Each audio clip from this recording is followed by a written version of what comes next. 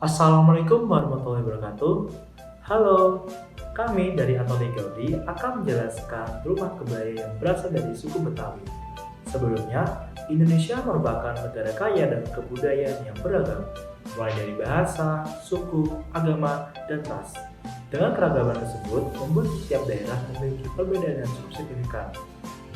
Kita sering mendengar suku Jawa yang terkenal dengan kesopanannya, suku Sunda yang terkenal dengan kelembutannya, dan masih banyak hal lagi.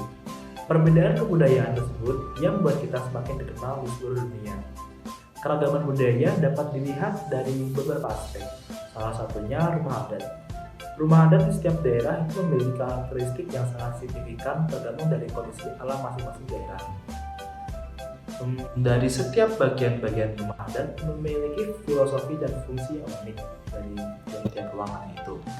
Oke, kembali lagi ke suku Betawi. Suku Betawi itu memiliki rumah adat yang berbeda, yaitu rumah kebaya, panggung, joglo, dan godang. Namun yang paling terkenal adalah rumah adat kebaya.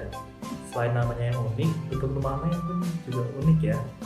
Sebelum lebih jauh, kita akan membahas soal rumah kebaya.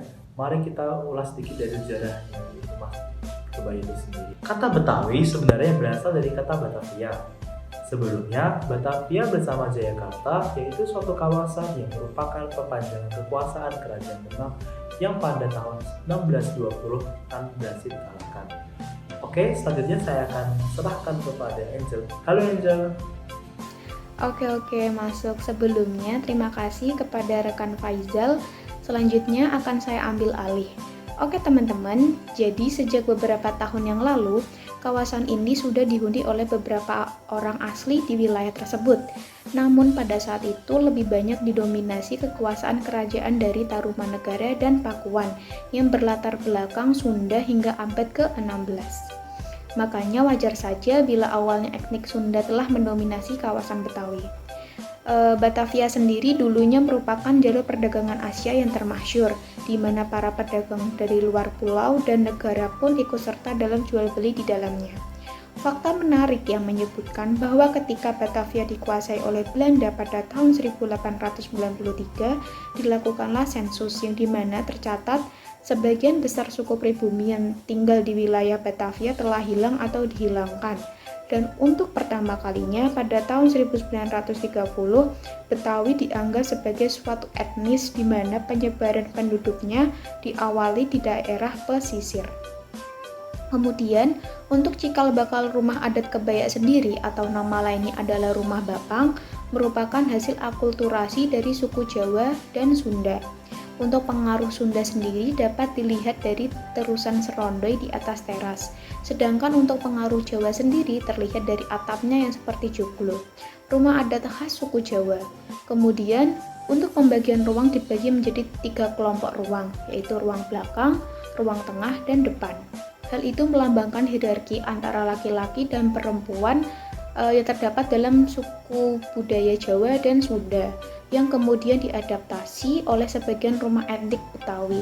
Meskipun tidak terlalu mutlak, hal ini bisa dilihat dari posisi kamar tidur anak perempuan pada rumah Betawi yang berada di depan. Untuk pengaruh kebudayaan Melayu sendiri tampak pada ornamen pucuk-pucuk rebung yang berbentuk lancip mirip tombak. Ornamen ini kemudian diadaptasi menjadi lispang atau gigi balang yang selalu hadir di rumah Betawi manapun. Ketiga budaya tersebut memberi pengaruh besar pada pembentukan rumah etnik adat Betawi. Akan tetapi, rumah adat Betawi juga mengadaptasi beberapa unsur budaya lokal, lainnya seperti Sumatera, Sulawesi, dan lainnya. Nah, itu tadi merupakan sejarah singkat cikal bakal dari rumah adat kebaya. Sangat menarik bukan? Selanjutnya mari kita bedah satu persatu tentang rumah adat kebaya sendiri dimulai dari struktur arsitekturnya dan filosofinya. Struktur bangunan rumah kebaya dikutip dari buku mengenai rancangan bangunan rumah adat di Indonesia, karya Faris Al-Faisal tahun 2017. Pondasi rumah kebaya dari susunan batu alam yang dibentuk menyerupai sebuah umpak.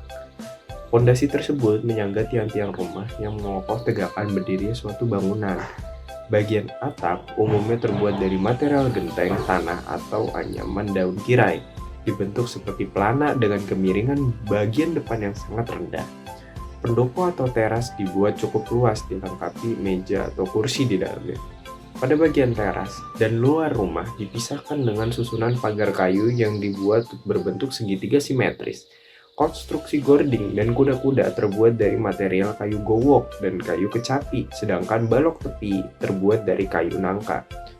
Kaso dan reng yang digunakan sebagai dudukan atap terbuat dari bambu tali. Kaso berupa bambu utuh, sedangkan reng berupa bambu yang sudah dibelah. Pada dinding terbuat dari material kayu nangka yang dicat menggunakan warna cerah seperti warna kuning, merah, ataupun warna hijau. Rumah kebaya memiliki bentuk atap yang terlihat seperti lipatan kain. Hal ini mirip dengan kain kebaya yang merupakan kain tradisional Betawi itu sendiri. Rumah kebaya memiliki teras yang luas. Teras yang luas sendiri memiliki filosofi, yakni orang Betawi terbuka terhadap tamu yang ingin berkunjung.